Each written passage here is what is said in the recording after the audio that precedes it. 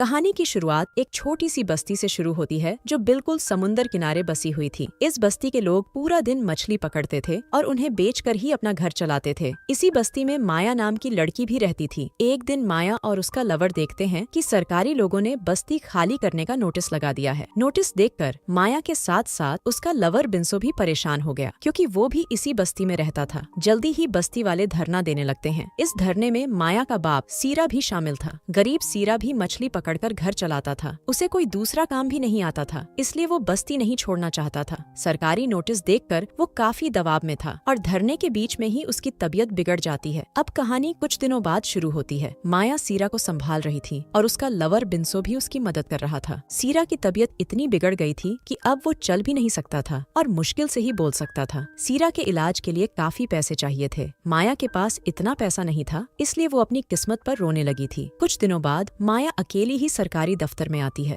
इस दफ्तर में लीजा नाम की लड़की भी काम करती थी। माया यहाँ सरकारी अफसर से बात करने आई थी ताकि उससे प्रार्थना कर बस्ती को बचाया जा सके। लीजा उसे टालने के लिए अगले दिन आने को कहती है। माया जैसे ही जाने लगती है तभी अफसर अपने कमरे से बाहर निकलता है। उसे देखकर माया रुक जाती है और उसे बस्ती के बारे में बताती है। अफसर उसे समझाता है कि मैं भी बस्ती वालों के साथ हूँ, लेकिन मैं कुछ नहीं कर सकता। उसकी बात सुनकर माया उदास हो गई, इसलिए अफसर उसे अपने कमरे में चलने को कहता है। उसकी बात मानकर माया उसके कमरे में आ जाती है। इस अफसर का नाम सोगियो था। माया उसे अपनी गरीबी और अपने बीमार बाप के बारे में सब बताती है। उसकी बातें सुनकर सोगियो कहता है कि मैं सरकारी नोटिस का कुछ नहीं कर सकता, लेकिन तुम्हें यहाँ प्राइवेट नौकरी जरूर दे सकता हूँ। सोगियो की बात सुनकर माया खुश हो गई, क्योंकि उसे नौकरी की बेहद जरूरत थी। थोड़ी ही देर बाद वो अपने घर लौट आई। वो सीरा को सब बताती है कि मुझे नौकरी मिल गई है, अब मैं पैसे इकट्ठे कर आपका इलाज करवा दूंगी। माया की बातें सुनकर सीरा भी खुश हो गया। रात को माया सभी बातें बिंसो को भी बताती है और वो खुश होकर उसकी गुफा में धमाके करने लगता है। अगली सुबह बिंसो माया को दफ्तर छोड़ने आता है। माया का आज पहला दिन था, इसलिए वो थोड़ा सा घबरा रही थी। लीजा उसे बताती है कि तुम्हें फाइल्स को संभाल कर रखना है। इसी के साथ वो उसे प्रिंटर भी दिखाती है ताकि जरूरत पड़ने पर माया उसका इस्तेमाल कर सके। माया को सब बताकर वो कहती है कि आज सोगियो का जन्मदिन है, जिस कारण आज रात दफ्तर में पार्टी रखी गई है और मुझे पार्टी की काफी खरीदारी करनी है। माया को ये बताकर वो बाजार चली जाती है। उसके जाने के बाद माया फाइल संभाल ही रही थी कि उससे कुछ पेपर्स नीचे गिर जाते हैं। इसी बीच सोगियो भी उसके पास आकर उसे रात की पार्टी में आने को कहता है। उसका पूरा ध्यान माया के पिछवाड़े पर था। माया उसे बधाई देकर अपना काम करने लगी थी, जबकि सोगियो उसे देखकर गर्म हो रहा था। वैसे उसे पहली ही नजर में माया पसंद आ गई थी। उसने जानबूझकर उसे नौकरी पर रखा था ताकि मौका मिलते ही उसकी गुफा में धमाके कर सके। रात को बिंसो माया को सोगियो के दफ्तर तक छोड़कर चला जाता है। माया जैसे ही आगे बढ़ती है कि तभी कोई गलती से उसके कपड़ों पर पानी गिरा देता है। इसी बीच सोगियो और लीजा भी उसके पास आ जाते हैं। उसकी हालत देखकर सोगियो कहता है कि दफ्तर में कुछ कपड़े पड़े हैं, तुम उन्हें पहन सकती हो। उसकी बात मानकर माया लीजा के साथ दफ्तर में आ जाती है। लीजा उसे जल्दी जल्दी कपड़े देती है, जिसके बाद माया कपड़े बदलने लगती है। इसी बीच सोगियो भी अंदर आ जाता है, लेकिन तब तक माया ने कपड़े बदल लिए थे। सोगियो माया के साथ बैठकर दारू पीना चाहता था, इसलिए वो लीजा को बाहर भेज देता है। लीजा के जाते ही माया सोगियो को तोहफा देती है। वो तोहफे में खाने की चीज लाई थी। सोगियो खाने पीने का शौकीन था, इसलिए उसे माया का तोहफा बेहद पसंद आता है। वो भी माया को दारू पीने को देता है और माया दारू पीने लग जाती है। सोगियो मौका देखकर उसके पास आता है और फिर उससे कहता है कि अगर तुम मुझे खुश कर दो तो मैं बस्ती को बचाने में मदद करूंगा। माया शुरू से ही बस्ती बचाना चाहती थी, इसलिए वो उसकी बात मान जाती है। सोगियो जल्दी जल्दी कपड़े उतार कर माया की गुफा में धमाके करने लगता है। लीजा पीछे खड़ी सब देख रही थी और दोनों को देखकर वो भी उंगली चलाने लगती है। अब कहानी कुछ दिनों बाद शुरू होती है। माया ने अब बिंसो से बात करना कम कर दिया था, जिस कारण बिंसो परेशान हो गया था। वो उससे बात न करने का कारण जानना चाहता था, लेकिन माया उसे कुछ भी नहीं बताती। माया को तो अब सोगियो का नशा हो गया था। सोगियो का जब भी मन करता तो माया दफ्तर का दरवाजा बंद कर देती, जिसके बाद सोगियो उसकी गुफा में धमाके करता। कुछ दिनों बाद जब माया दफ्तर जाने के लिए घर से निकल रही थी तो उसकी नजर सरकारी लोगों पर पड़ती है। वो लोग बस्ती वालों को जल्दी जल्दी बस्ती खाली करने को कह रहे थे और उनकी बातें सुनकर माया रोने लगती है। थोड़ी ही देर बाद माया दफ्तर में थी। सोगियो उसके साथ मजे करना चाहता था, लेकिन माया उसे रोक देती है। वो उससे कहती है कि तुमने वादा किया था कि तुम बस्ती बचाने में मदद करोगे, लेकिन फिर भी वहाँ सरकारी लोग आ रहे हैं। उसकी बात सुनकर सोगियो उससे थोड़ा समय मांगता है। इसके बाद वो माया को अपने कमरे में ले आता है ताकि उसके साथ मजे कर सके, लेकिन माया उसकी बात नहीं मानती। वो बार बार उसे बस्ती बचाने को कहती है, जिसे सुनकर सोगियो गुस्सा हो गया। वो उससे कहता है कि मैं बस्ती नहीं बचा सकता, ये तो ऊपर से ऑर्डर आया बताया था। मैंने तुमसे झूठा वादा किया था ताकि मैं तुम्हारे साथ मजे कर सकूं। मुझे लगता है कि अब तुम मेरे किसी काम की नहीं, इसलिए मैं तुम्हें आज ही नौकरी से निकालता हूँ। इतना कहकर वो साला चला जाता है, जबकि माया रोने लगती है। माया खुद को संभाल कर बाहर आती है। वो लीजा से कोई बात नहीं करती और चुपचाप वहाँ से चली जाती है। रात को माया सीरा के पास बैठी थी। उसने सीरा को कुछ नहीं बताया था कि उसे नौकरी से निकाल दिया गया है। वो उससे बातें कर ही रही थी कि इसी बीच उसकी तबीयत बिगड़ जाती है। वो जल्दी जल्दी बाहर आकर उल्टी करती है। माया समझ गई थी कि वो पेट से हो गई है और ये काम सोगियो का था। अगले दिन सोगियो अपने दफ्तर में था और इसी बीच माया उसके पास आती है। माया को देखते ही सोगियो उसे जाने को कहता है। माया उसे बता देती है कि मैं पेट से हूँ और इसका कारण तुम ही हो। सोगियो उसकी बात मानने को तैयार नहीं था। वो गुस्से में आकर माया को ही बाजारू कहने लगा, जिसे सुनकर माया उसे थप्पड़ मार देती है। थप्पड़ खाकर सोगियो काफी गुस्सा करता है और माया को बुरा भला कहकर चला जाता है। कुछ देर बाद सोगियो किसी को फोन कर कहता है कि तुम्हें एक लड़की को डराना है ताकि वो शहर छोड़कर भाग जाए। दूसरी तरफ माया ने बिन्सो को सब बता दिया था कि उसके पेट में सोगियो का बच्चा है। उसकी बात सुनकर बिन्सो हैरान हो गया। माया उससे माफी मांगती है, लेकिन बिन्सो उसे माफ नहीं करना चाहता था। माया जब उसे ये बताती है कि मैंने बस्ती बचाने के लिए सोगियो के साथ रिश्ता बनाया था, तो वो उसे माफ कर देता है। उधर माया के घर तक एक नया बंदा पहुंच गया था, जबकि दूसरी तरफ बिन्सो माया के साथ एक बोट में था और वो बोट में ही उसकी गुफा में धमाके करने लगता है। अगली सुबह माया बोट में ही जागती है। उसे आसपास बिन्सो नजर नहीं आता। माया उसे पुकारती भी है, लेकिन फिर भी वो नहीं आता। माया समझ जाती है कि बिन्सो उसे छोड़कर चला गया है। इसके बाद वो जब घर आती है तो वहाँ अपने बाप सीरा की लाश देखती है। सीरा को सोगियो ने ही मरवाया था ताकि माया उससे डर कर शहर छोड़ दे। माया भी समझ गई थी कि ये सारा काम सोगियो का ही है। वो सोगियो के दफ्तर के बाहर जाकर उसे बुरा भला कहने लगी। लीजा जल्दी जल्दी बाहर आकर उसे शांत करवाती है और फिर उसे अपने घर में ले आती है। माया ने उसे सब बता दिया था कि सोगियो ने उसके बाप को मरवा दिया है। लीजा को भी पता था कि सोगियो कितना घटिया बंदा है, इसलिए उसे माया पर तरस आने लगा। अब कहानी कुछ दिनों बाद शुरू होती है। माया अब लीजा के घर में ही रहने लगी थी। लीजा को खाना बनाना नहीं आता था, इसलिए माया ही उसके लिए खाना बनाती थी। साथ रहते रहते वो इतनी करीब आ गई थी कि वो दोनों एक दूसरे का पानी भी निकालने लगी थी। कुछ दिनों बाद लीजा सोगियो को खाने की एक चीज देती है। सोगियो तो खाने का शौकीन था, इसलिए वो लीजा की लाई हुई चीज खाने लगता है। लीजा उसके पास ही खड़ी थी। खाते खाते सोगियो की तबीयत बिगड़ने लगी, लेकिन फिर भी लीजा चुपचाप खड़ी रही। लीजा ने उसे जो चीज खाने को दी थी उसे माया ने बनाया था। इसी बीच माया भी वहाँ आ जाती है। वो पहले तड़प रहे सोगियो को देखती है और फिर लीजा से कहती है कि इस साले का मरना जरूरी था। माया ने खाने में जहर मिला रखा था, जिस कारण सोगियो मर जाता है। कहानी के आखिर में लीजा को सोगियो की जगह मिल जाती है और उसने बस्ती बचाने का फैसला भी कर लिया था। इसी के साथ इस कहानी का यही अंत हो जाता है। हमारी वीडियो देखने के लिए बहुत बहुत धन्यवाद। अगर आप ऐसी ही वीडियोस के दीवाने हैं तो प्लीज मेरे चैनल को जरूर सब्सक्राइब करें। मिलते हैं अगली वीडियो में, तब तक के लिए नमस्कार।